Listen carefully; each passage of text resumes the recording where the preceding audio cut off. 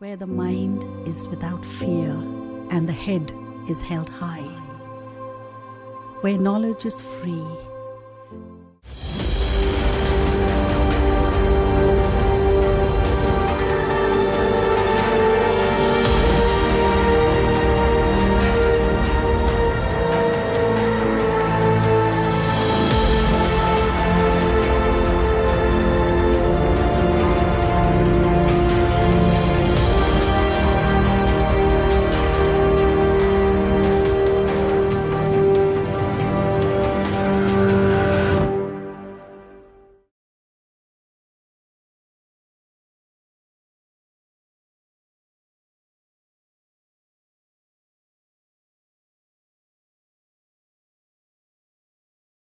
Good day to all my dear students. আমি বুদ্ধদেব বিশ্বাস মালদা জেলা স্কুলের ফিলোসফি শিক্ষক তোমাদের সামনে আবার উপস্থিত হয়েছি এই অনলাইন ক্লাসরুমে। আশা করি তোমরা নিয়মিত এই অনলাইন ক্লাস ফলো করছো এবং বাড়িতেও ঠিক একইভাবে তোমরা অনুশীলনটা চালিয়ে যাচ্ছ এবং তোমরা সকলে নিশ্চয়ই ভালো আছো। যাই হোক, আমরা এখন আমাদের আলোচ্য বিষয়ে চলে যাচ্ছি। এর আগের ক্লাসে আমরা নিরপেক্ষ ন্যায় নিয়ে আলোচনা শুরু করেছিলাম এবং সেখানে আমরা ন্যায় অনুমানের প্রকারভেদ, বিভিন্ন প্রকার ন্যায় অনুমানকে যে বিভিন্ন ভাগে ভাগ করা হয় সেগুলো আমরা আলোচনা করেছিলাম। আজকে আমরা আলোচনা করব নিরপেক্ষ ন্যায়ের গঠন।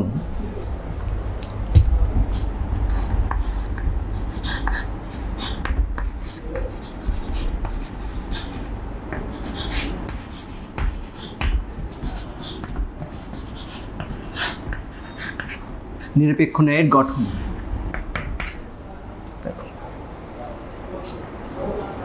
এক্ষেত্রে মনে রাখতে হবে যে একটা আদর্শ নিরপেক্ষ ন্যায় অর্থাৎ তর্কবিদ্যা সম্মত নিরপেক্ষ ন্যায় তিনটে বচনের দ্বারা গঠিত হয়। সেটা তোমরা এর আগেও জেনেছো, আমরা উদাহরণের সাহায্যে দেখিয়েছি। তো এই যে তিনটে বচনের দ্বারা একটা আদর্শ নিরপেক্ষ ন্যায় গঠিত হয়, তো এই তিনটে বচনের মধ্যে দুটো আশ্রয়বাক্য বা হেতুবাক্য এবং একটি সিদ্ধান্ত, দুটি আশ্রয়বাক্য বা হেতুবাক্য এবং একটি সিদ্ধান্ত বচন। এই যে দুটি হেতুবাক্য আশ্রয়ের কথা বললাম, অর্থাৎ যে দুটি বচনকে আশ্রয় করে সিদ্ধান্তটি অনিবার্যভাবে নিশ্চিত হয় সেগুলিকে বলা হয় বা তাদের বলা হয় আশ্রয়বাক্য বা হেতুবাক্য। অপরদিকে ওই আশ্রয়বাক্য থেকে বা ওই আশ্রয়বাক্যের উপর ভিত্তি করে যে তৃতীয় বচনটি আমরা নিশ্চিত করি বা তৃতীয় বচনটি পাওয়া যায় তাকে আমরা বলি সিদ্ধান্ত। তো এক্ষেত্রে আমরা একটা উদাহরণের সাহায্যে এই নিরপেক্ষ ন্যায়ের গঠনটি আমরা বুঝে নেওয়ার চেষ্টা করব। যেমন ধরো বলা হলো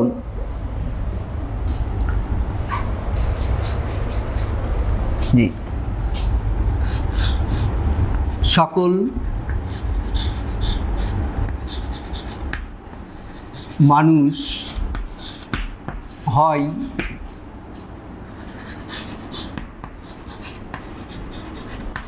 মরণশীল জীব।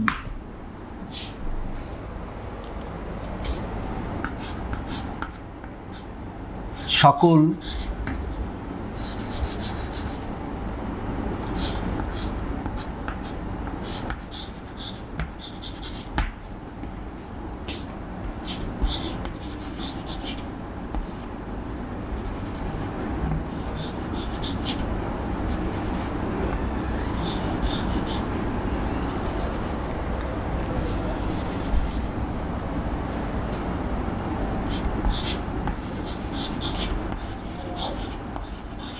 শিক্ষক হয়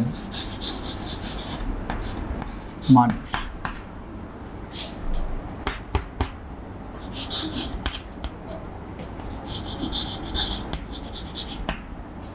সকল শিক্ষক হয় মরণশীল জীব। দেখ, এক্ষেত্রে আমরা একটা আদর্শ নিরপেক্ষ ন্যায়ের উদাহরণ আমরা নিয়েছি। এক্ষেত্রে আমরা দেখো এই উদাহরণটিকে যদি আমরা বিশ্লেষণ করি তাহলে এক্ষেত্রে আমরা তিনটে বচন পাবো, একটি বচন, একটি বচন, একটি বচন। এই তিনটে বচনের প্রধান দুটি বচনকে বলা হয় আশ্রয় বাক্য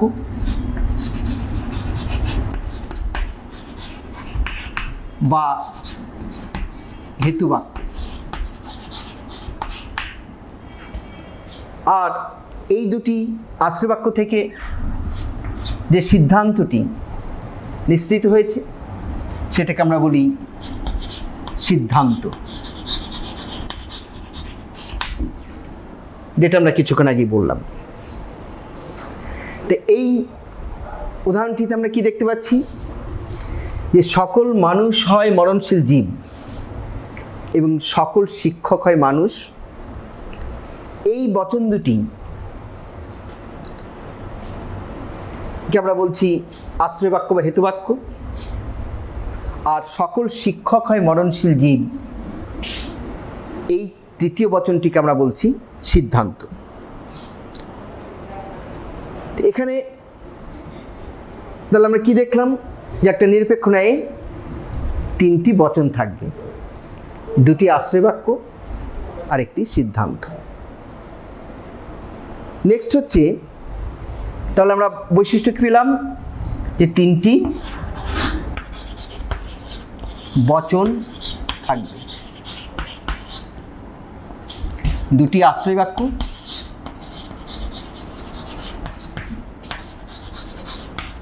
ও সিদ্ধান্ত।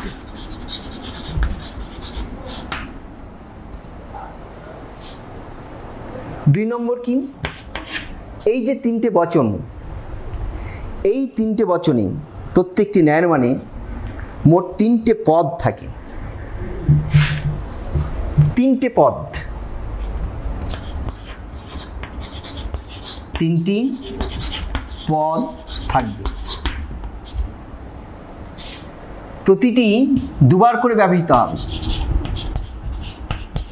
প্রতিটি পদ দুবার করে ব্যবহৃত হবে। দ্বিতীয় বৈশিষ্ট্য হচ্ছে কি, একটা নিরপেক্ষ ন্যায়ের মানে তিনটে পদ থাকবে এবং এই তিনটে পদ, তিনটে প্রতিটি পদ দুবার করে ব্যবহৃত হবে।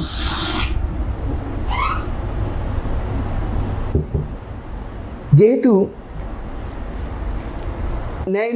ন্যায়নুমান তিনটে বচন দ্বারা গঠিত এবং একটা বচনে কি থাকে, উদ্দেশ্য ও বিধিও দুটি পদ থাকে, সেহেতু মনে হতে পারে যে তিনটে বচনে তিনটে ছটা পদ থাকার কথা, তাই তো? কিন্তু এই উদাহরণটি লক্ষ্য করো, ভালো করে লক্ষ্য করো, তাহলে দেখতে পাবে এখানে 6টি ভিন্ন পদ নেই, আলাদা আলাদা পদ নেই, তিনটে পদ আছে। দেখো, শিক্ষক মরণশীল জীব, এখানেও শিক্ষক আর মানুষ, 1 2 3 4 5 6 দেখে মনে হচ্ছে 6টা, কিন্তু এই যে 6টা পদ এগুলো কিন্তু ভিন্ন ভিন্ন পদ নেই। কি আছে? শিক্ষক, মানুষ আর মরণশীল জীব, এই তিনটে পদ দুবার করে ব্যবহৃত হয়েছে। দেখো, শিক্ষক এখানে একবার হয়েছে, আর কোথায় হয়েছে? এই বচনে হয়েছে। সিদ্ধান্তে শিক্ষক হয়েছে আর এই আশ্রয় বাক্য হয়েছে। মরণশীল জীব এখানে হয়েছে আর এখানে হয়েছে, একই পদ। মানুষ এখানে হয়েছে, এখানে হয়েছে। এইভাবে তিনটে পদ দুবার করে ব্যবহৃত হয়। তাহলে আমরা কি দেখলাম যে একটা নিরপেক্ষ ন্যায়ে তিনটে বচন দ্বারা গঠিত হবে এবং তিনটে বচন মিলে মোট তিনটে পদ থাকবে এবং প্রতিটি পদ দুবার করে ব্যবহৃত হবে, যেমন করে এখানে হয়েছে। এবং এই যে তিনটে পদের কথা আমরা বললাম, এই তিনটে পদের প্রত্যেকটির আলাদা আলাদা নাম আছে। এক নম্বর হচ্ছে কি পক্ষপদ,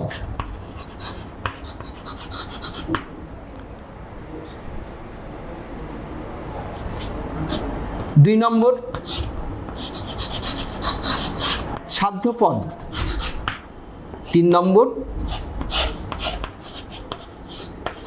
হেতুপদ।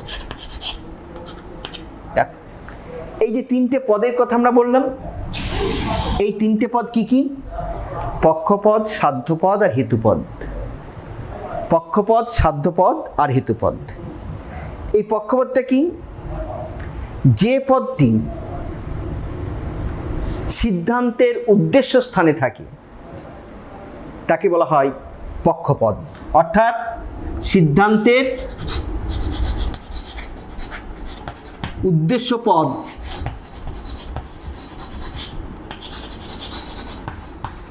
কে পক্ষপদ বলে। আর সাধ্যপদ কি? সিদ্ধান্তের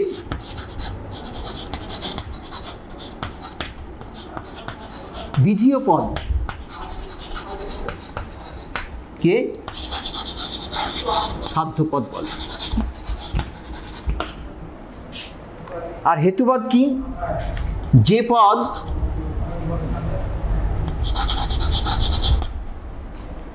উভয়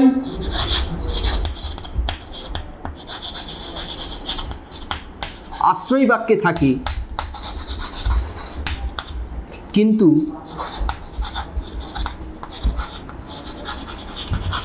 সিদ্ধান্তে থাকে না। দেখ, তাহলে আমরা তিনটে পদের কথা বললাম, পক্ষপদ, সাধ্যপদ ও হেতুপদ। পক্ষপদ কাকে বলে? সিদ্ধান্তের উদ্দেশ্য পদকে বলা হয় পক্ষপদ।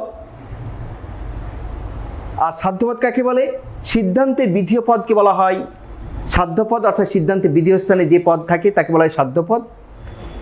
আর হেতুপদ যে পদ উভয় আশ্রয় বাক্যে থাকে কিন্তু সিদ্ধান্তে থাকে না, সেটাকে আমরা বলি হেতুপদ। যেমন তাহলে এই উদাহরণে দেখো,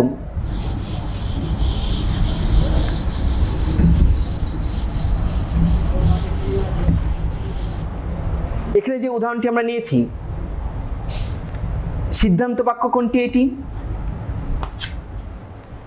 সিদ্ধান্তের উদ্দেশ্যপদ কোনটা? শিক্ষক। তাহলে এটাকে আমরা বলবো পক্ষপদ।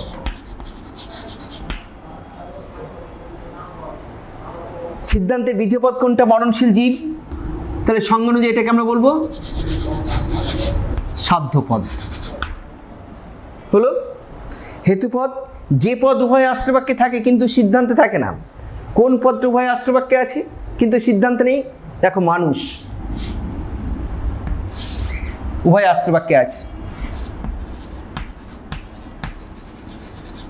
হেতুপদ।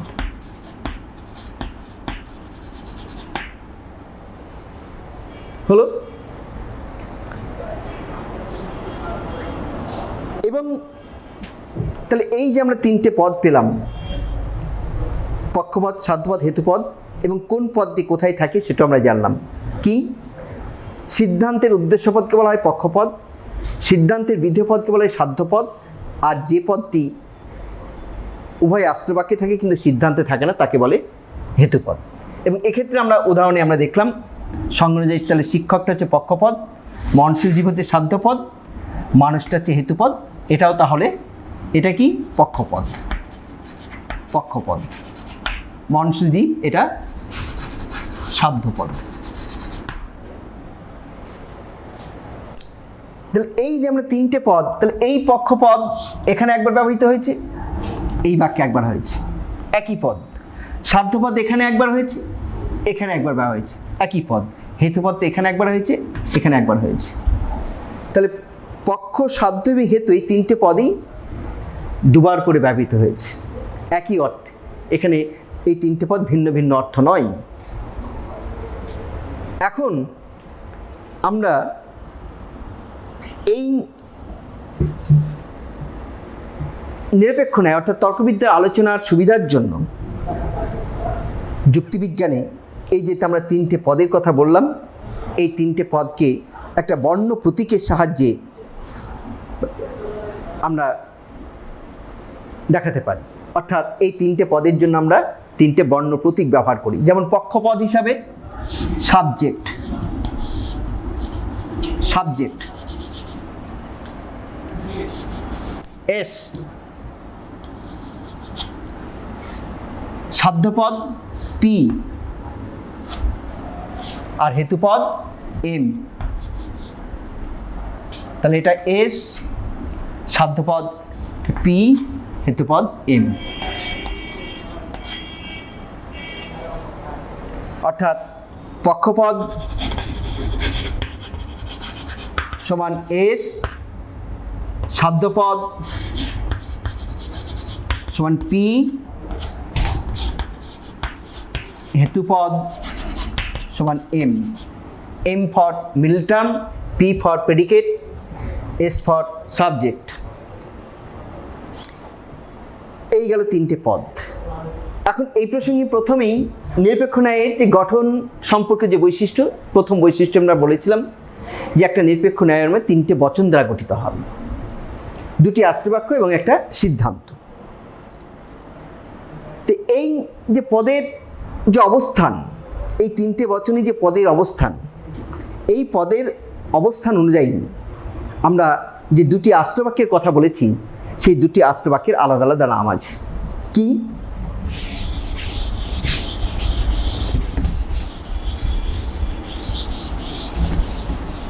দেখো, সিদ্ধান্তের এই পক্ষপদটি এই বাক্যে আছে, আর সিদ্ধান্তের সাধ্যপদটি এই বাক্যে আছে। সেজন্য এই পদের অবস্থান অনুযায়ী এই ন্যায়ানুমানের যে আশ্রয়বাক্য দুটো আমরা পেয়ে থাকি, সেই দুটোর নাম কি? একটা হচ্ছে প্রধান আশ্রয়বাক্য, প্রধান আশ্রয়বাক্য বা সাধ্যবাক্য, আর এটা হচ্ছে অপ্রধান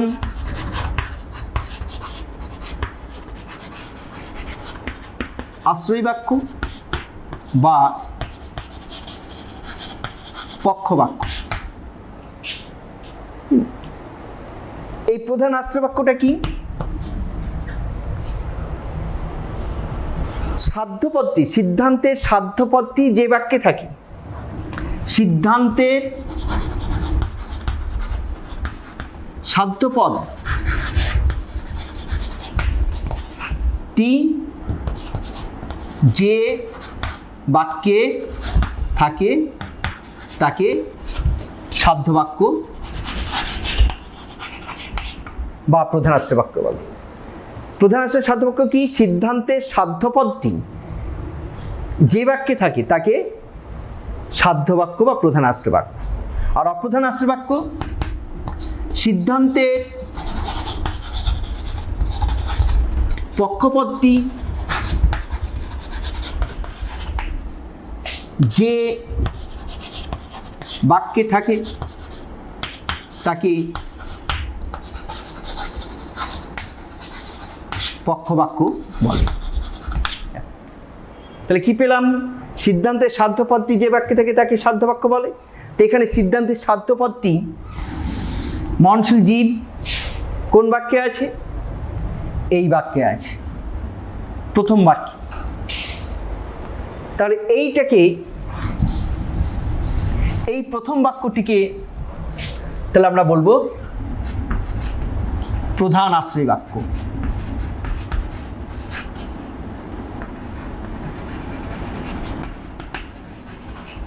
বা সাধ্য বাক্য। সিদ্ধান্তের পক্ষপদটি কোন বাক্যে আছে?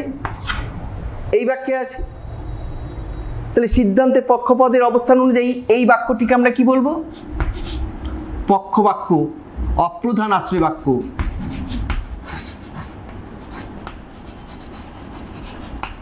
অপ্রধান আশ্রয় বাক্য বা পক্ষবাক্য হলো। তাহলে আমরা দেখো একটা নিরপেক্ষণে আমরা তিনটে বচন পেলাম: প্রধান আশ্রয় বাক্য বা সাধ্য বাক্য, অপ্রধান আশ্রয় বাক্য বা পক্ষবাক্য। আর এই দুটি আশ্রয় বাক্য থেকে, সাধ্য বাক্য এবং পক্ষবাক্য থেকে যে বচনটি আমরা নিঃসৃত করেছি সেটাকে আমরা বলছি সিদ্ধান্ত। এটা হচ্ছে একটা আদর্শ নিরপেক্ষ ন্যায় অনুমানের গঠন। এবং আমরা আর একটা জিনিস আমরা যেটা বলেছি যে এই যে পক্ষপদ, সাধ্যপদ এবং হেতুপদ তর্কবিদ্যা আলোচনার সুবিধার জন্য এই তিনটে পদকে আমরা একটা প্রতীকের সাহায্যে দেখিয়েছি। পক্ষপদ বলতে আমরা এস, সাধ্যপদ বলতে পি, আর হেতুপদ এম। এম ফর হেতুপদ, এস ফর পক্ষপদ, পি ফর সাধ্যপদ। এই হচ্ছে নিরপেক্ষ ন্যায় অনুমানের গঠন। এখন এখানে আমরা যে হেতুপদের কথা উল্লেখ করলাম, এই হেতুপদটি উভয় আশ্রয় বাক্যে আছে কিন্তু সিদ্ধান্ত নেই। তাহলে এই হেতুপদের কাজটা কি, হেতুপদের ভূমিকাটা কি, এই প্রসঙ্গে আমাদের আলোচনা করতে হবে।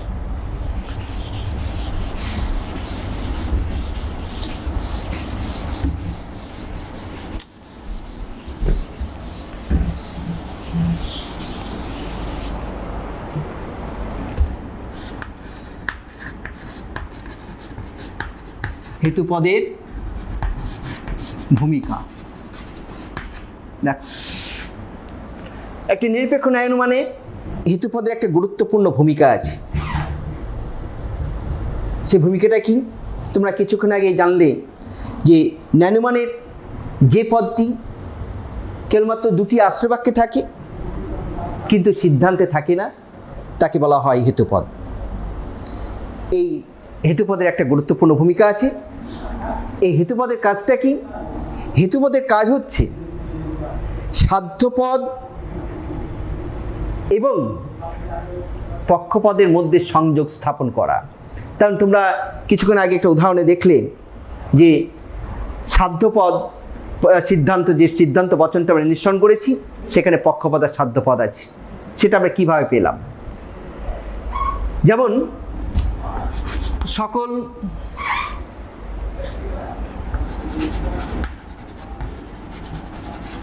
মানুষ হয় মননশীল, সকল সৈনিক হয় মানুষ, সকল সৈনিক হয় মননশীল। এক্ষেত্রে মানুষটা হচ্ছে হেতুপদ, আমরা সংখ্যা মিডল টার্ম। এই হেতুপদটা উভয় আশ্রয় বাক্যে আছে কিন্তু সিদ্ধান্তে নেই। এটাকে আমরা বলছি এস, এটাকে আমরা বলছি পি। এটা এস, এটা পি। দেখো এই হেতুপদটা মানুষটা উভয় আশ্রয় বাক্যে আছে কিন্তু সিদ্ধান্ত নেই না থেকেও আমরা এই সিদ্ধান্তে এই পক্ষপদ, এই সাধ্যপদের মধ্যে একটা সংযোগ স্থাপন করছি। কিভাবে? দেখো, প্রধান আশ্রয় বাক্যে হেতুপদ আছে আর সাধ্যপদ আছে।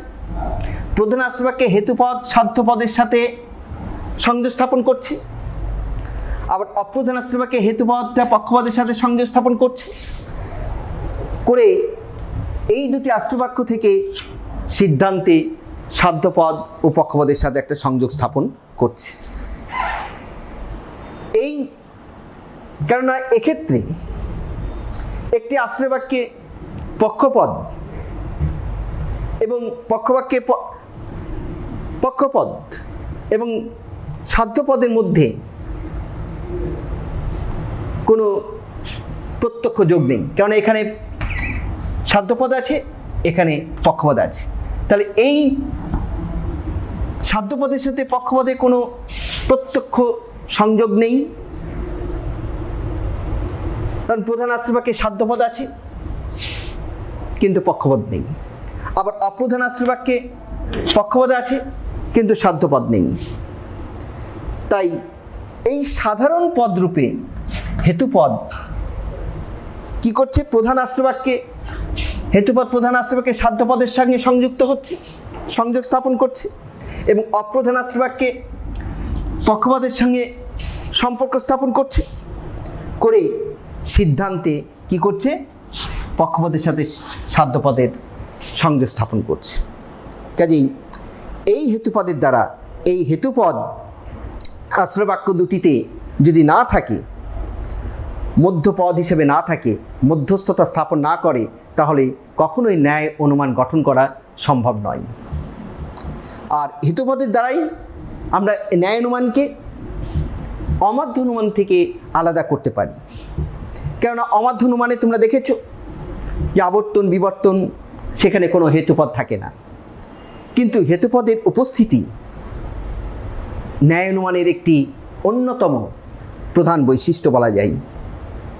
হেতুপদ ছাড়া কখনোই একটা ন্যায় অনুমান গঠন করা সম্ভব নয়। এই হচ্ছে হেতুপদের ভূমিকা। নেক্সট পয়েন্ট আমরা চলে যাব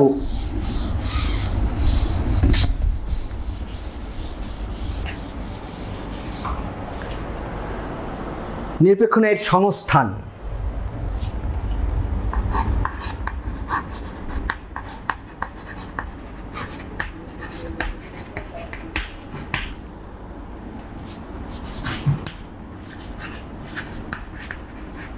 নিরপেক্ষ ন্যায়ের সংস্থান। তাহলে এখানে প্রশ্ন উঠতে পারে স্বাভাবিকভাবেই যে সংস্থান বলতে কি বোঝায়? তো এই ন্যায়ের সংস্থান বলতে মূলত দুটি আশ্রয় বাক্যে হেতুপদের যে অবস্থান, সেই অবস্থানকে বোঝায়। মূলত দুটি আশ্রয় বাক্যে হেতুপদের অবস্থানকে বোঝায়। তা কিছুক্ষণ আগে আমরা আলোচনা করলাম যে একটা নিরপেক্ষ ন্যায় অনুমানের দুটি আশ্রয় বাক্যে প্রত্যেকটিতে হেতুপদ একবার করে থাকবে।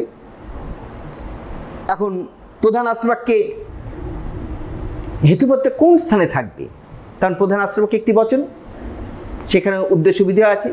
হেতুপদটা কোন স্থানে থাকবে? উদ্দেশ্য স্থানে থাকবে না বিধেয় স্থানে থাকবে? কারণ উদ্দেশ্য স্থানও থাকতে পারে কিংবা বিধেয় স্থানও থাকতে পারে। আবার অপ্রধান আশ্রয় বাক্যে হেতুপদটি উদ্দেশ্য স্থানেও থাকতে পারে, আবার বিধেয় স্থানে থাকতে পারে। কাজেই এই হেতুপদের অবস্থানটা উভয় আশ্রয় বাক্যে বিভিন্ন রকম হতে পারে।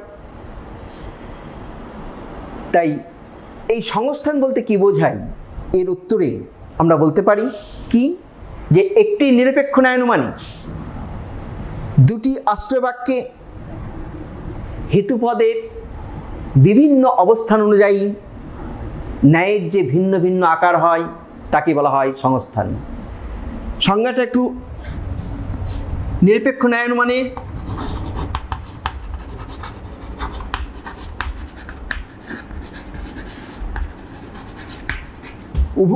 দুটি আশ্রয় বাক্যে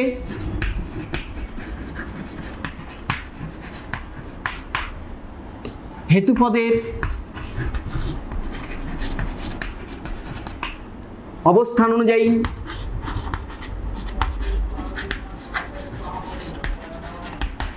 ন্যায়ের যে ভিন্ন ভিন্ন আকার হয় তাকেই সংস্থান বলে। কি বললাম? নিরপেক্ষ ন্যায় মানে দুটি আশ্রয় বাক্য আছে, সেই দুটি আশ্রয় বাক্যে হেতুপদের অবস্থান অনুযায়ী ন্যায়ের যে ভিন্ন ভিন্ন আকার পাওয়া যায় তাকে বলা হয় সংস্থান। তা হেতুপদের এই যে অবস্থান, এই অবস্থান চার রকমের হতে পারে।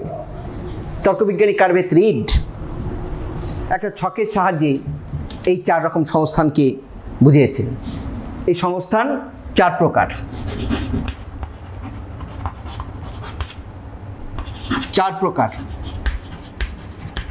এবং তর্কবিজ্ঞানী কার্ভেত রিড এগুলোকে ছকের মাধ্যমে দেখিয়েছে। এক নম্বর কি?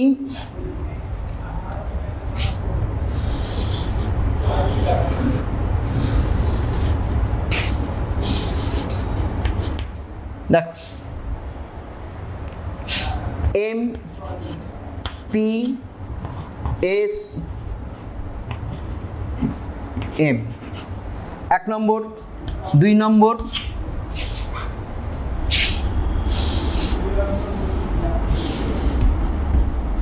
পি এস এম এম 3 নম্বর,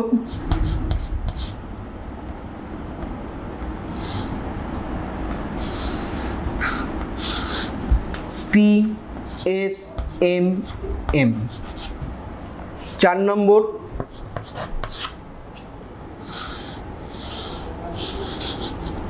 পি এম এম এস। এই 4 প্রকার আমরা সংস্থান পাই, 4টে আকার। এটাকে আমরা বলছি প্রথম সংস্থান, দ্বিতীয় সংস্থান, তৃতীয় সংস্থান, চতুর্থ সংস্থান। খুব ভালো করে লক্ষ্য করো, প্রথম সংস্থানে এম ফর হেতুপদ, পি ফর সাধ্যপদ, এস ফর পক্ষপদ। তাহলে প্রথম সংস্থানে এটা একটা আশ্রবাক্য, এটা একটা আশ্রবাক্য, হেতুপদ উভয় আশ্রবাক্যে থাকে। তাহলে এটা প্রধান আশ্রবাক্য, এটা অপ্রধান আশ্রবাক্য। এই প্রধান আশ্রবাক্য অপ্রধান কানেক্ট করছে কি হেতুপদ। প্রধান আশ্রবাক্য হেতুপদটা কোন স্থানে আছে, এটা কোন স্থান, উদ্দেশ্য স্থান, আর অপ্রধান আশ্রবাক্যে বিধেয় স্থানে। দ্বিতীয় সংস্থানে দেখো উভয় আশ্রবাক্যে, প্রধান আশ্রবাক্য উভয় আশ্রবাক্যে হেতুপদটা কোন স্থানে আছে, বিধেয় স্থানে। তৃতীয় সংস্থানে উভয় আশ্রবাক্যে হেতুপদটা কোথায় আসছে, উদ্দেশ্য স্থানে। এবং চতুর্থ সংস্থানে প্রধান আশ্রবাক্যে বিধেয় স্থানে এবং উদ্দেশ্য স্থানে অপ্রধান আশ্রবাক্যে। এই 4টে সংস্থান আমরা পাই। এখন এই যে 4টে সংস্থানের কথা আমরা উল্লেখ করলাম, এই দেখো প্রথম সংস্থান আমরা নিচ্ছি। প্রথম সংস্থান, প্রথম সংস্থান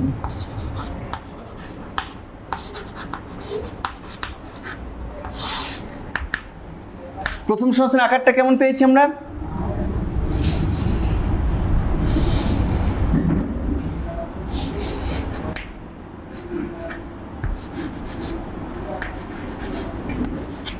এই এবং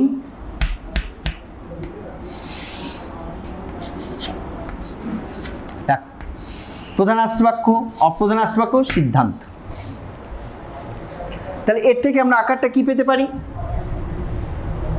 যেমন ধরো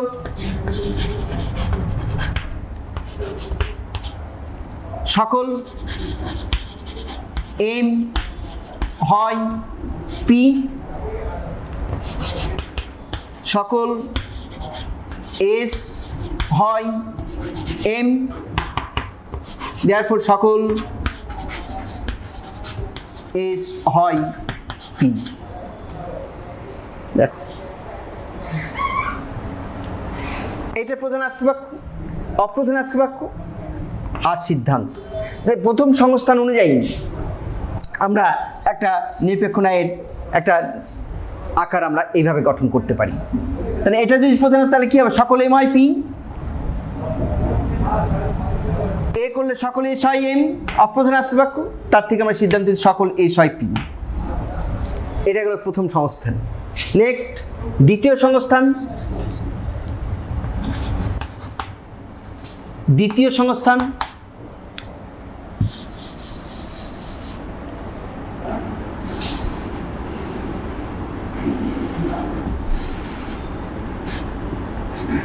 পি এস এম এম, এটা সিদ্ধান্ত।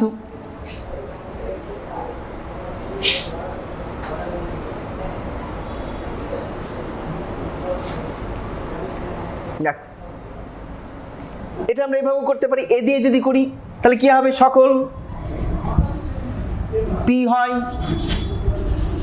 এম, সকল এস হয় এম, অতএব সকল এস হয় পি। এটা হচ্ছে তোমার দ্বিতীয় সংস্থান। নেক্সট তৃতীয় সংস্থান,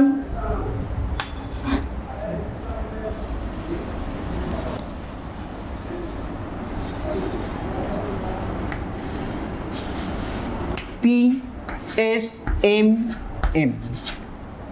ঠিক উল্টে দাও, সকল এম হয় এস, সকল এম হয়, সকল এম হয় পি, সকল এম হয় এস, অতএব সকল এস হয় পি। তৃতীয় সংস্থান। নেক্সট চতুর্থ সংস্থান।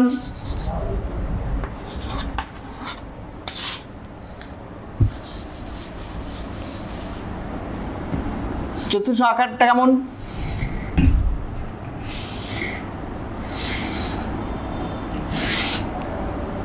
P M M S S P. তাহলে কি হবে? সকল পি হয় এম, প্রধান আশ্রয়বাক্য, অপ্রধান আশ্রয়বাক্য সকল এম হয় এস, দেয়ারপর সকল সিদ্ধান্ত সকল এস হয় পি। এই হচ্ছে নিরপেক্ষ ন্যায়ের সংস্থার চারটে সংস্থান।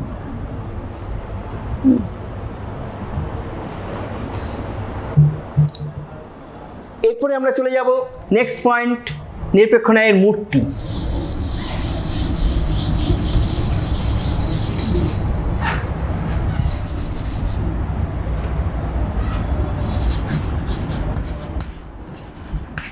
নিরপেক্ষ ন্যায়ের মূর্তি দেখো,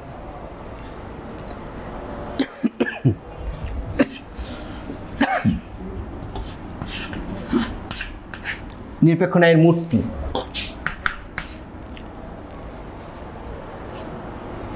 স্বাভাবিকভাবে প্রশ্ন ওঠে, তাহলে মূর্তি বলতে কি বোঝাই? দেখ, ন্যায়ে আমরা দেখেছি যে তিনটে বচন দ্বারা একটা নিরপেক্ষ ন্যায় গঠিত। তো এই ন্যায়ের যে অন্তর্গত যে বচনগুলো আছে, সেই বচনগুলির গুণ ও পরিমাণ অনুসারে ন্যায়ের যে বিভিন্ন আকার হয় তাকেই বলা হয় মূর্তি। তোমরা গুণ ও পরিমাণ অনুসারে নিরপেক্ষ বচনের শ্রেণীবিভাগ তোমরা শিখেছো, যে গুণ ও পরিমাণ অনুসারে নিরপেক্ষ বচনকে 4 ভাগে ভাগ করা হয়। এ ই আই ও, সামান্য সদর্থক, সামান্য নঅর্থক, বিশেষ সদর্থক, বিশেষ নঅর্থক। তো এইভাবে এই ন্যায়ের এই যে 4টে নিরপেক্ষ বচনের মধ্যে যে কোনো 3টে বচন নিয়ে আমরা একটা নিরপেক্ষ বচন গঠন করে থাকি। কাজেই এই একটা নিরপেক্ষ ন্যায় গঠন করার সময় যে 3টে বচন আমরা নিচ্ছি, সেই 3টে বচনের গুণ ও পরিমাণ অনুসারে ন্যায়ের যে বিভিন্ন আকার আমরা পেয়ে থাকি তাকে বলা হয় মূর্তি। অর্থাৎ ধরো যদি কোনো একটা ন্যায় মানে প্রধান আশ্রয়বাক্য তে বচন হলো, অপ্রধান আশ্রয়বাক্য ই হলো, এবং সিদ্ধান্ত, তাহলে সিদ্ধান্ত যদি ই হয় তাহলে কি হবে? এ ই ই। এইভাবে ই আই ও। তা যাই হোক, এই যে নিরপেক্ষ ন্যায় মূর্তি, এই যুক্তিবিজ্ঞানীরা এই মূর্তির যে স্বরূপ বা প্রকৃতি সম্পর্কে কিন্তু তারা একমত নয়। তবে যুক্তিবিজ্ঞানে এই মূর্তি শব্দটিকে 3টে অর্থে ব্যবহার করা হয়েছে। মূর্তির 3টে অর্থ, 3টে অর্থ কি কি? সাধারণ অর্থ, সাধারণ অর্থ,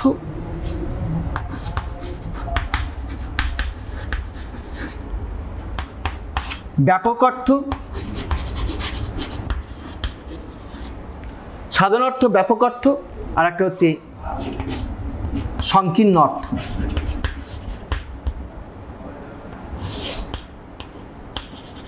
সংকীর্ণ অর্থ, সংকীর্ণ অর্থ। এই 3টে অর্থে মূর্তিকে ব্যবহার করা হয়। তো সাধারণ আমরা কি দেখলাম, যে ন্যায়ের অন্তর্ভুক্ত সাধারণ অর্থে মূর্তি বলতে কি বোঝায়? সাধারণ অর্থে মূর্তি বলতে বোঝায় যে ন্যায়ের অন্তর্গত কেবলমাত্র আশ্রয়বাক্য দুটি, অর্থাৎ যে দুটুকু আশ্রয়বাক্য আমরা পেয়ে থাকি, সাধ্যবাক্য এবং পক্ষবাক্য, সেই আশ্রয়বাক্য দুটির গুণ ও পরিমাণ অনুযায়ী ন্যায়ের যে আকার হয় তাকে মূর্তি বলে সাধারণ অর্থে। তো এই সাধারণ অর্থে মূর্তির যে সংজ্ঞা আমরা পেলাম যে কেবলমাত্র আশ্রয় বাক্য দুটির গুণ ও পরিমাণ অনুযায়ী ন্যায়ের যে আকার তাকেই মূর্তি বলা হয় সাধারণ অর্থে। তাহলে গুণ ও পরিমাণের এই যৌথ ভিত্তিতে নিরপেক্ষ বচনকে আমরা কয় ভাগে ভাগ করেছি? 4 ভাগে। এ ই আয়ো, এ ই আয়ো,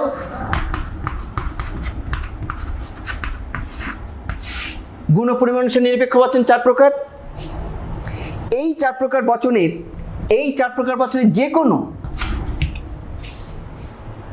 3টে যে কোনো একটিকে প্রধান আশ্রয় বাক্য এবং যে কোনো একটিকে অপ্রধান আশ্রয় বাক্য হিসাবে যদি আমরা গ্রহণ করি, তাহলে প্রতিটি সংস্থান আমরা এর আগে যে আলোচনা করলাম যে একটা 4টে সংস্থানের কথা উল্লেখ করেছি, তাহলে এই যে প্রত্যেকটা সংস্থানে আমরা 16টো করে মূর্তি পাওয়া যাবে। 16টি করে মূর্তি পাওয়া যায়। 16 এক একটি সংস্থানে 16টি করে মূর্তি। তাহলে মোট 4টে সংস্থানে মূর্তির সংখ্যা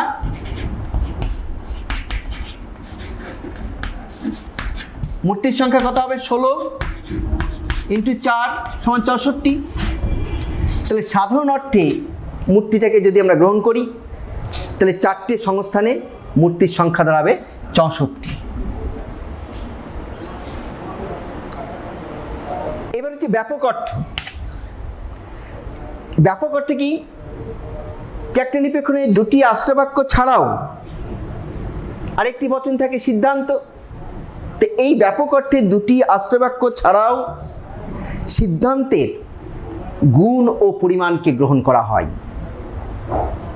দুটি আশ্রয় বাক্য ছাড়াও সিদ্ধান্তের গুণ ও পরিমাণকে গ্রহণ করা হয়।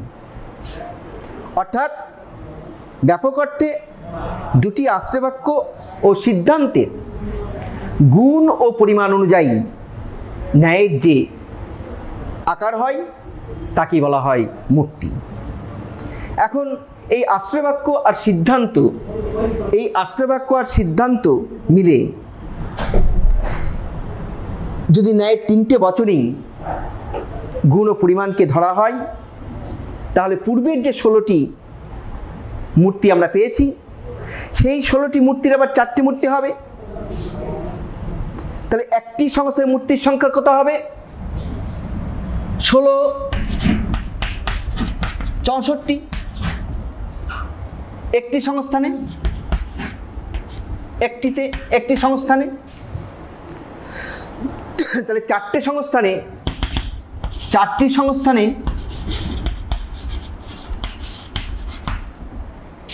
একটি সংস্থানে যদি 16 × 4 অর্থাৎ 64টি হয়, তাহলে 4টি সংস্থানে কটা হবে?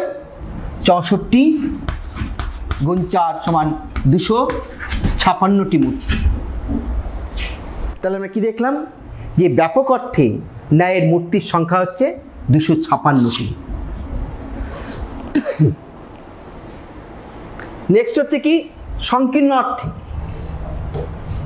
তাহলে ব্যাপক অর্থে × 4 = হচ্ছে 256টি।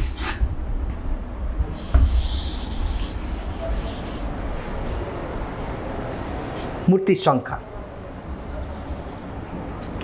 আর সংকীর্ণ অর্থে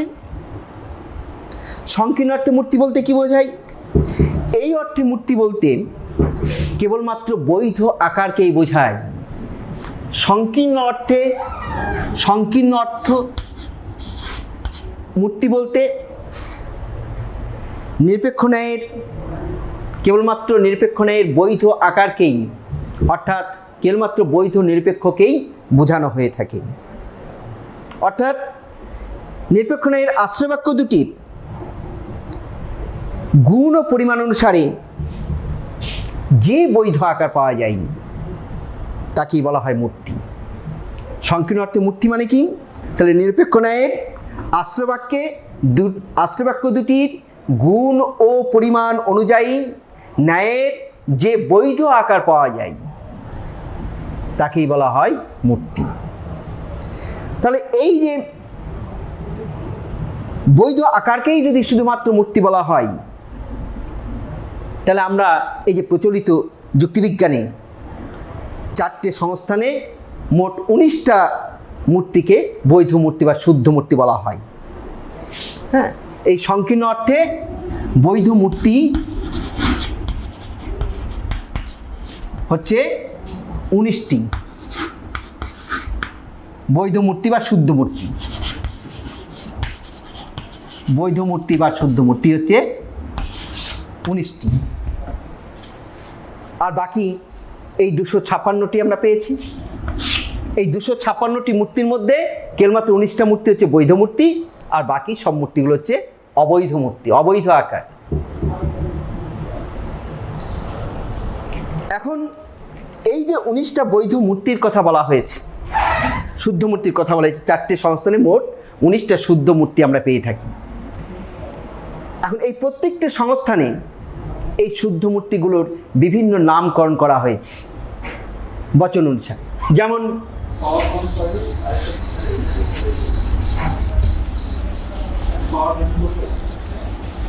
প্রথম সংস্থান,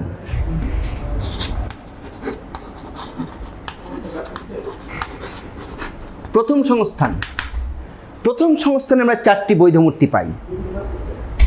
কি কি? বারবারা,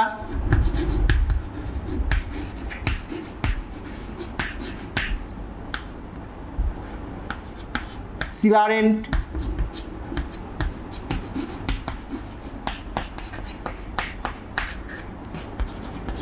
ড্যারিয়াই, ফেরিও। দেখো, বারবার একটা শুদ্ধ মূর্তি। এখান থেকে আমরা 3টে বচন এ এ এ, অর্থাৎ কোনো একটি নিরপেক্ষ ন্যায় যদি প্রথম সংস্থান হয় নিরপেক্ষ ন্যায়ের আকারটি, এবং সেই নিরপেক্ষ ন্যায় যদি এই 3টে এ দ্বারা গঠিত হয়, 3টে এ বচন দ্বারা গঠিত হয়, তাহলে সেটা, এবং নিরপেক্ষ ন্যায়ের বৈধতা সম্পর্কে নিয়মগুলি যদি যথাযথভাবে অনুসরণ করা হয়, তাহলে সেটা শুদ্ধ মূর্তি হবে, সেটা নাম হবে Barbara. Celarent, E A E. Darii, A I I. Ferio, E I O. এই গেল প্রথম সংস্থান। দ্বিতীয় সংস্থান,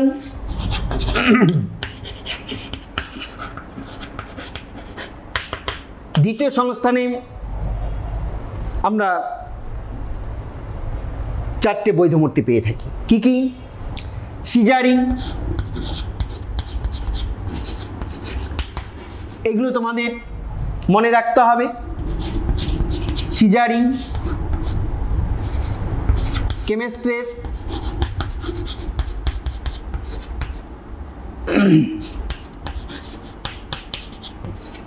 সিজারি, কেমেস্ট্রে, ফেস্টিনো,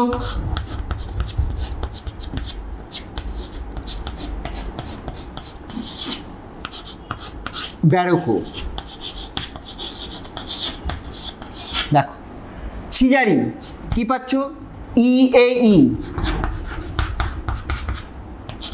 কেমেস্ট্রেস, এ E E. ফেস্টিনো, E I O. ব্যারোকো, A O O.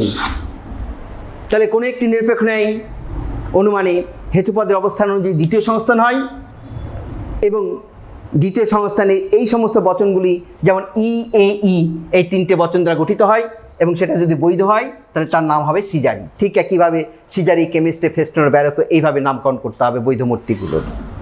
Next হচ্ছে কি? তৃতীয় সংস্থান।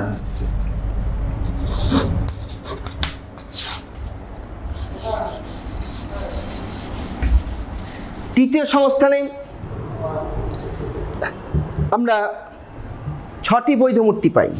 কি কি? ড্যারাপ্টি,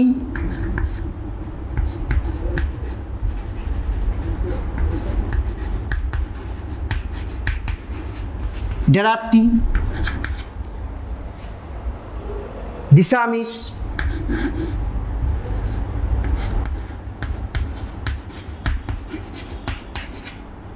তিন নম্বর ড্যারাপ্টি, দিশামিস, ড্যাটিসি,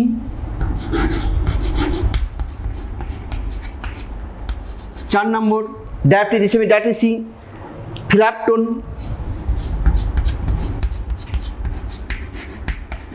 ফিলাপটন।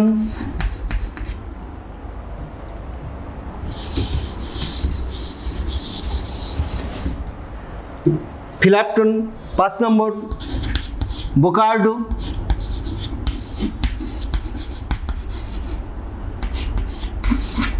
6 নম্বর হচ্ছে Ferison, ফেরিসন।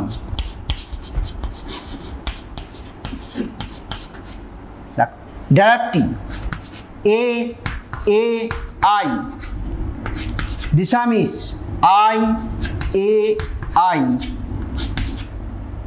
ফিলাপটন E A O, Bocardo O A O, Ferison E I E I ও।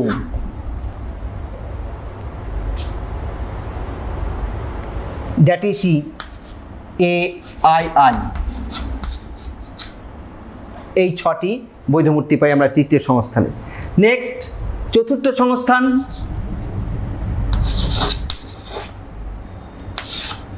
চতুর্থ সংস্থানে আমরা 5টি বৈধ মূর্তি পাই। কি কি?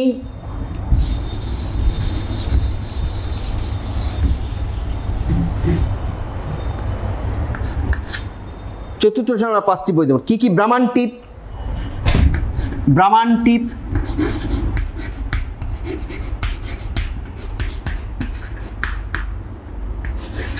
2 নম্বর কেমিনেস,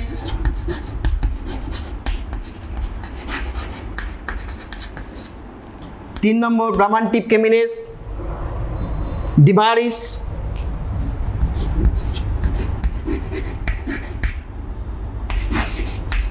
ডিমারিস, 4 নম্বর ফেসাপো,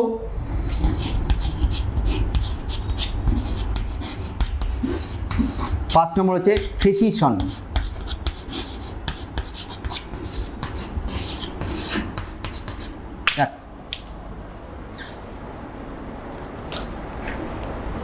ব্রাহ্মণটিপ A A I, Camenes A E E, Dimaris I A I,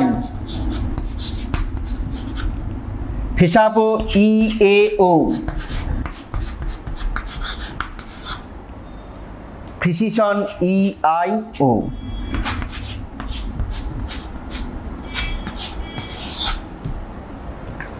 এইভাবে আমরা 4টে সংস্থানে মোট 19টা শুদ্ধ মূর্তি আমরা পেয়ে থাকি।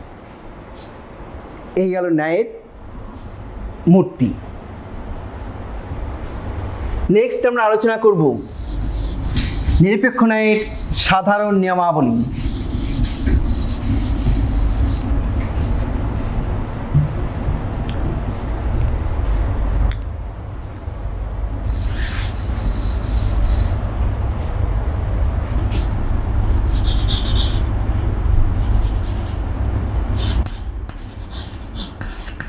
বৈধতা সম্পর্কীয় নিয়ম।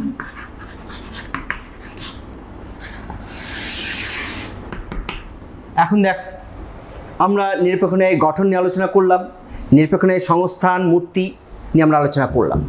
এখন প্রশ্ন হচ্ছে যে একটা নিরপেক্ষ ন্যায় অর্থাৎ একটা নিরপেক্ষ যুক্তিকে কিভাবে বিচার করব, অর্থাৎ বৈধতা বিচার করব কী করব। কোনো একটি যুক্তির বৈধতা বিচার করতে গেলে আমরা কী করতে হবে আমাদের, যে সেই যুক্তির নির্দিষ্ট যে নিয়মাবলী আছে সেই নিয়মাবলী অনুসরণ করে যদি কোনো যুক্তি গঠন করা হয় তাহলে সেই যুক্তিটিকে আমরা বৈধ বলে থাকি, আর যদি নিয়ম লঙ্ঘন করা হয় কোনো যুক্তির ক্ষেত্রে তাহলে সেই যুক্তিটিকে আমরা অবৈধ বলে থাকি। ঠিক একইভাবে এই নিরপেক্ষ ন্যায়ের ক্ষেত্রেও নিরপেক্ষ ন্যায়ের বৈধতা সম্পর্কে কতগুলো নিয়ম আছে, যে নিয়মগুলোকে অনুসরণ করে একটি নিরপেক্ষ যুক্তি যদি গঠন করা হয় তাহলে সেই নিরপেক্ষ ন্যায়টি বৈধ হবে, আর যদি কোনো একটি নিয়ম কোনো যুক্তির ক্ষেত্রে লঙ্ঘন করা হয় তাহলে সেই নিরপেক্ষ ন্যায়টিকে অবৈধ বলে গণ্য করব। তো এখন আমরা এই নিরপেক্ষ ন্যায়ের বৈধতা সম্পর্কে নিয়মগুলি নিয়ে আলোচনা করব। তা দেখো, এক্ষেত্রে আমরা নিরপেক্ষ ন্যায়ের গঠন সম্পর্কীয় বৈশিষ্ট্য যখন আমরা আলোচনা করছিলাম তখন সেক্ষেত্রে দুটো বৈশিষ্ট্যের কথা আমরা বলেছি। প্রথম বৈশিষ্ট্য কি, যে একটি নিরপেক্ষ ন্যায়ানুমান তিনটে বচন দ্বারা গঠিত হবে, তিনটে বচন থাকবে। দ্বিতীয় বৈশিষ্ট্য আমরা কি বলেছি, যে একটি নিরপেক্ষ ন্যায়ানুমানে তিনটে পদ থাকবে, তিনটের বেশিও নয় কমও নয়। এই যে দ্বিতীয় বৈশিষ্ট্যটির কথা বলা হয়েছে, এই দ্বিতীয় বৈশিষ্ট্যটিতে গঠন সম্পর্কীয় বৈশিষ্ট্য তো অবশ্যই, এটি একটিকে বৈধতা সম্পর্কীয় নিয়মও আমরা বলে থাকি। নিরপেক্ষ ন্যায়ের যে গঠন সম্পর্কীয় যে দ্বিতীয় বৈশিষ্ট্য, যে একটি নিরপেক্ষ ন্যায়ের মানে তিনটে পদ থাকবে, তার বেশিও নয় কমও নয়, এটি নিরপেক্ষ ন্যায়ের একটি বৈধতা সম্পর্কীয় নিয়ম। তাহলে কি 2 নম্বরটায় আমরা কি পেয়েছি, তিনটে পদ থাকবে, পদ থাকবে, তার বেশিও নয় কমও নয়। দেখো এখন এই কোনো নিরপেক্ষ ন্যায়ানুমানে এই তিনটে পদের পরিবর্তে কি কি, পক্ষপদ, সাধ্যপদ, হেতুপদ, এই তিনটে পদ থাকবে। কিন্তু কোনো নিরপেক্ষ ন্যায়ানুমানে এই তিনটের পরিবর্তে যদি 4টে পদ থাকে, তাহলে সেই নিরপেক্ষ ন্যায়ানুমানটিকে অবৈধ বলে গণ্য করতে হবে এবং সেক্ষেত্রে সেই নিরপেক্ষ যুক্তিটি একটি দোষদুষ্ট হবে এবং সেই দোষটির নাম হচ্ছে চারিপদ ঘটিত দোষ। অর্থাৎ এই নিয়মটি কোনো নিরপেক্ষ যুক্তির ক্ষেত্রে যদি লঙ্ঘন করা হয়, তাহলে যে দোষ হবে, দোষটার নাম হচ্ছে কি, চারিপদ ঘটিত দোষ বা চতুষ্পদী দোষ। কিভাবে হবে, আমরা একটা ছোট্ট একটা উদাহরণ নিই। যেমন বলা হলো,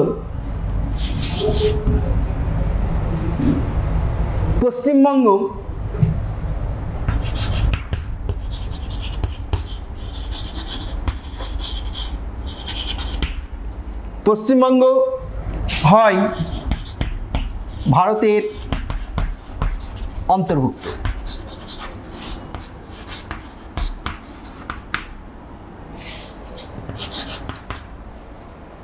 কলকাতা হয়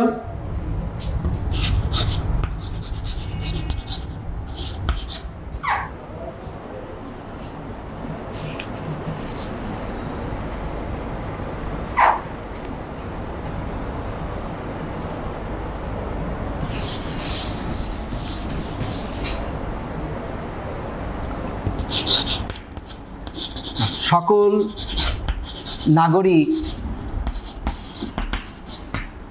হয় করদাতা। সকল নাগরিক হয় করদাতা। সূর্য হয় নাগরিক, সূর্য নয়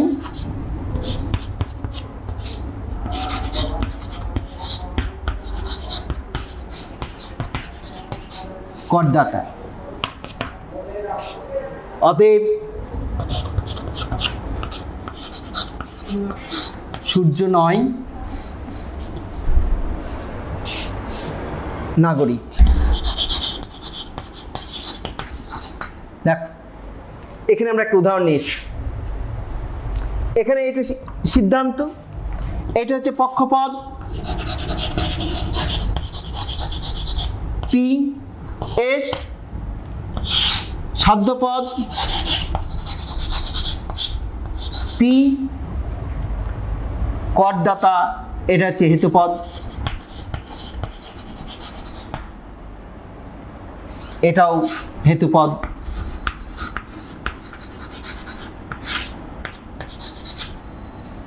নাগরিক এটা হচ্ছে সাধ্যপদ,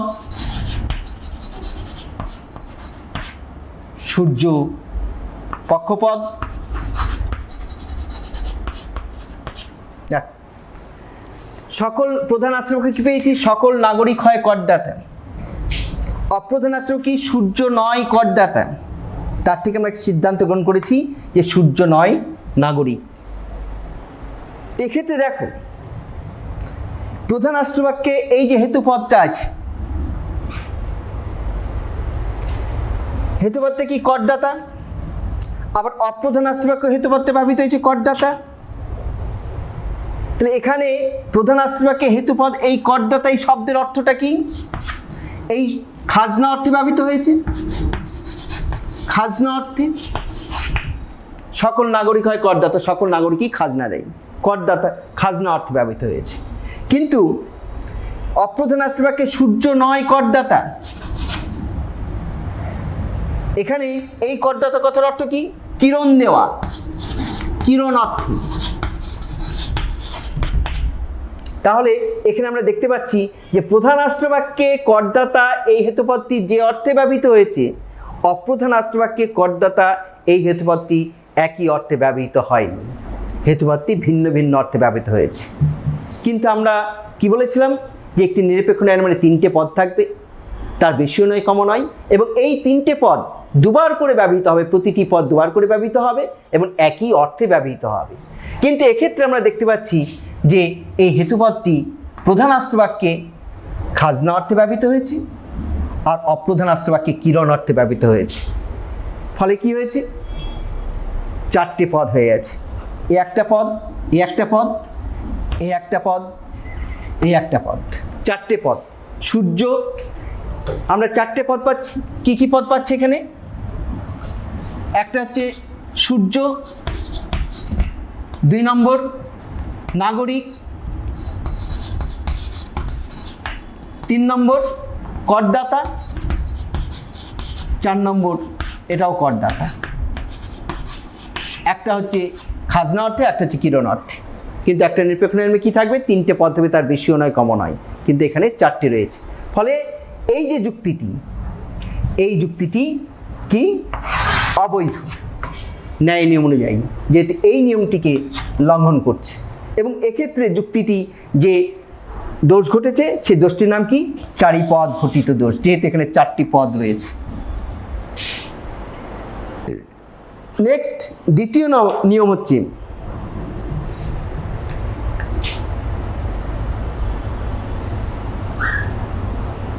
যে তৃতীয় নিয়ম,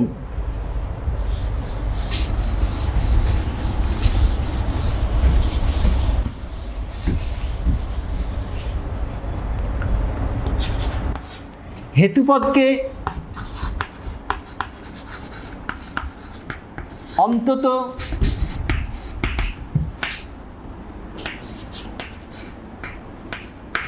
একবার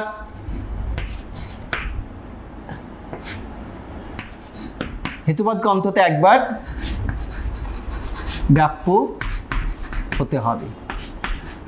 দেখ, তোমরা দেখেছো যে একটি নিরপেক্ষ ন্যায় মানে উভয় আশ্রয়বাক্যে হেতুপদ থাকে এবং সেই হেতুপদকে উভয় আশ্রয়বাক্যে মিলে অন্তত একবার ব্যাপ্য হতে হবে, অন্তত একবার। এবং পদের ব্যাপ্যতা তোমরা এর আগে জেনেছো, কোন বচনে এ, ই, আই, ও এই 4টে নিরপেক্ষ বচনের কোন পদ ব্যাপ্য কোন পদ অব্যাপ্য তোমরা আগেই জেনেছো। তাহলে আমাকে দেখতে হবে যে এই হেতুপদকে অন্তত একবার ব্যাপ্য হয়েছে কিনা কোনো নিরপেক্ষ যুক্তিতে। যদি দেখা যায় কোনো নিরপেক্ষ ন্যায়ানুমানে উভয় আশ্রয়বাক্যে যে হেতুপদ আছে সেই হেতুপদ একবারও ব্যাপ্য হয়নি, তাহলে কিন্তু সেই নিরপেক্ষ ন্যায়ানুমানটি এই নিয়মটিকে লঙ্ঘন করবে এবং যুক্তিটি দোষদুষ্ট হয়ে পড়বে এবং সেক্ষেত্রে যুক্তিটি একটি দোষ ঘটবে। সেই দোষটির নাম কি? অব্যাপ্য হেতু দোষ। যেমন ধরো একটা উদাহরণ নাম, বলা হলো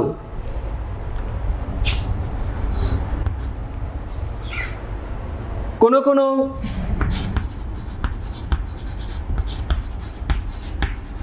চকচকে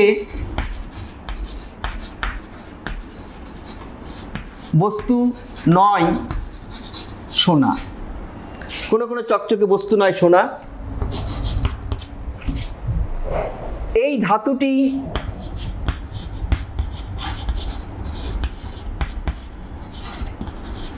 হয় চকচকে, এই ধাতুটি হয় চকচকে বস্তু।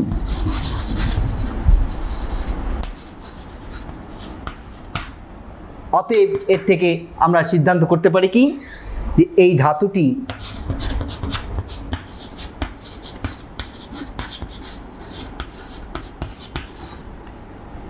নয় সোনা। দেখ, এই যুক্তিটা আমরা গঠন করেছি। এক্ষেত্রে এটা কি পক্ষপদ এস, এটা কি সাধ্যপদ পি, চকচকে বস্তু এটা হচ্ছে হেতুপদ এম, এটা হচ্ছে পক্ষপদ এস, এটা হচ্ছে সাধ্যপদ পি, চকচকে বস্তু হেতুপদ এম।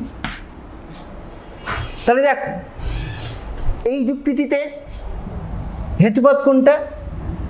চকচকে বস্তু। এবং দেখো এই হেতুপদের অবস্থানটা কি? প্রধান আশ্রবাক্য বা সাধ্য বাক্যে হেতুপদটা কোন স্থানে আছে? উদ্দেশ্য স্থানে, ও বচনের উদ্দেশ্য হিসেবে ব্যবহৃত হয়েছে। অপ্রধান আশ্রবাক্যে হেতুপদটি কোন স্থানে আছে? বিধেয় স্থানে। অপ্রধান আশ্রবাক্যে এই বচনের বিধেয় হিসাবে হেতুপদটি ব্যবহৃত হয়েছে। তাহলে এখন দেখো যে এই হেতুপদটি পদের ব্যাপ্যতা অনুযায়ী একবার ব্যাপ্য হয়েছে কিনা। তাহলে আমরা এক্ষেত্রে দেখতে পাচ্ছি যে প্রধান আশ্রবাক্য ও বচন, পদের ব্যাপ্যতা অনুযায়ী ও বচন কোন পদকে ব্যাপ্য করে?